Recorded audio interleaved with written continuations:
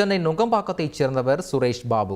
அண்ணா நகரில் உள்ள தனியார் ஹோட்டலில் மேலாளராக வேலை பார்த்து வந்தார். குடும்பத்துடன் வசித்து வரும் சுரேஷ் பாபு 2 தினங்களுக்கு முன் தீநகரில் உள்ள தனியார் விடுதியில் ஒரு பெண்ணுடன் தங்கியிருக்கிறார். இந்த நிலையில் அறையின் கதவு நீண்ட நேரமாக திறக்கப்படாததால் சந்தேகமடைந்த விடுதியின் உரிமையாளர்கள் மாற்று சாவியை பயன்படுத்தி அறையை திறந்து பார்த்துள்ளனர். அப்போது சுரேஷ் பாபு ஆடைகளின்றி உயிரிழந்து கிடந்ததை பார்த்து அதிர்ச்சியடைந்த ஊழியர்கள் போலீசாருக்கு தகவல் தெரிவித்திருக்கின்றனர். போலீசார் சுரேஷ் பாபுவுடன் தங்கியிருந்த பெண்ணை அழைத்து விசாரணை நடத்தினர். அதில் சுரேஷ் பாபு வேலை பார்த்து வந்த ஹோட்டலில் கடந்த 20 நாட்களுக்கு முன் அந்த பெண் வேலைக்கு சேர்ந்தது தெரிய வந்திருக்கிறது. மேலும் சுரேஷ் பாபு வலுக்கட்டாயமாக அழைத்ததன் பேரில் தீநகர் விடுதிக்கு சென்ற பெண் காலையில் இருந்து மாலை வரை ஒன்றாக இருந்துவிட்டு சென்றதும் தெரிய வந்திருக்கிறது.